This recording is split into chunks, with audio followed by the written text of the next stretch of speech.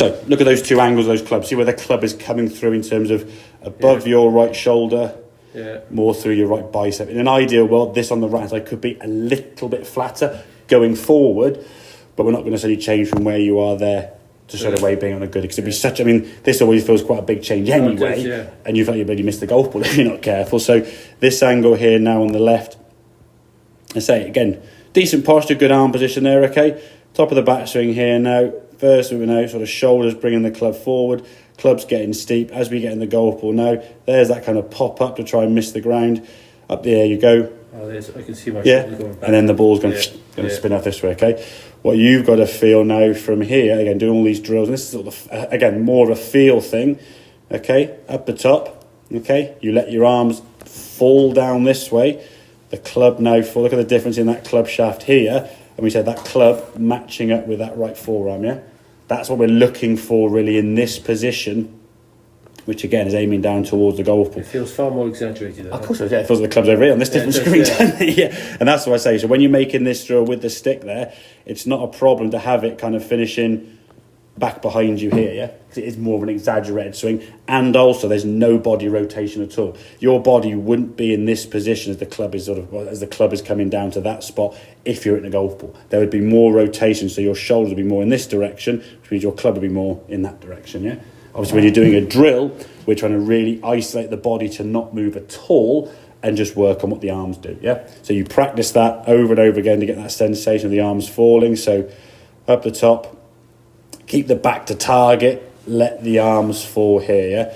So you're doing this motion, and you can see when you get down here, the club nicely matches up with that forearm, as you can see, really well. Again, this is perfect, but feels really exaggerated. Yeah, it does, yeah. So I would never expect someone to be able to really hit the golf ball from an exaggerated position like that. So you've got to do that in practice, so that over time, if you do this, 500 times over the next 2 or 3 weeks, or 2 or 3 times a day, just sort of 10 or 15 swings a day or whatever, or 10 or 15 minutes even, do sort of 20, 30 swings, it won't feel as exaggerated. Because when the club gets to here, as I said, if we just take your body and rotate it a bit more, the club goes from there, is going to start coming around to a good angle. So when you're coming into the golf ball, that club's working a lot shallower into the golf ball. And again, even when this ball was hit now, it was shallower than the one on the left-hand side, okay?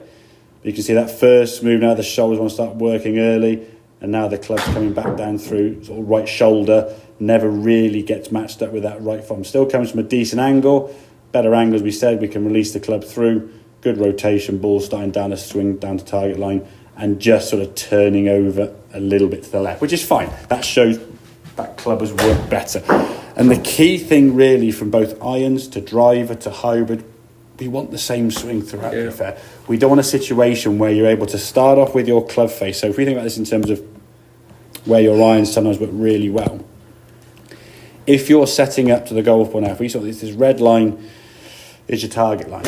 If your golf swing has effectively a 5 degree or 3 degree push, you can set up with your club face with the irons 3 degrees left. They just sit on the ground just like turned in, can't they? Because they've got the offset nature to them. You can do that, okay? With these clubs, either woods, the hybrids, or drivers, you can't do that.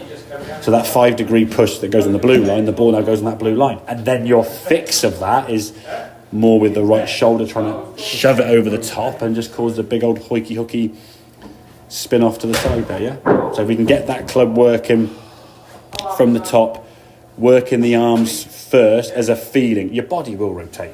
If you just swing a golf club, imagine if you swing a golf club there and your body stayed there, you'd be seeing a chiropractor. So your body will rotate almost instinctively, but you just get the sensation that just to start the initial down, so just let the arms work down first, or the feeling that the arms are working first, and then the sequence comes in. So the club is working in from a shallower angle, which helps then you square the club face up better, yeah? You don't need to sort of trying to, if you're coming from outside the line too steep, the ability to, you've got to really feel like you're snapping your arms over, or you're popping that left shoulder to try to send it left, yeah? So good posture, tick. Arms hanging down, tick. Good backswing and nice depth of swing, which helps this.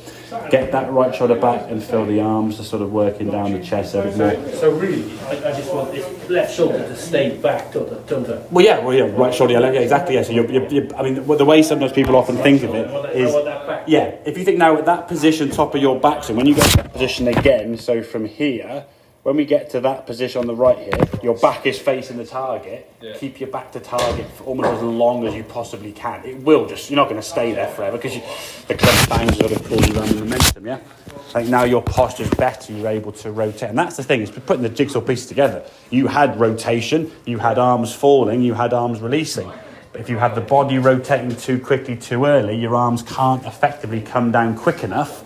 And therefore, you then got to make that adjustment. Again, with the 7 iron, the 5 iron, the 4 iron even, you're able to do it. And I think that's probably why, with the 2 and the 4 iron, you're not great really with them off the fairway, because if you're doing that steeper angle, you're just going to bury the club in the ground, yeah? And you need to have a slightly shallower angle. When you put on a little T-peg, I think almost instinctively, you probably swing shallower anyway and hit up on it, because the ball's in the T-peg, yeah?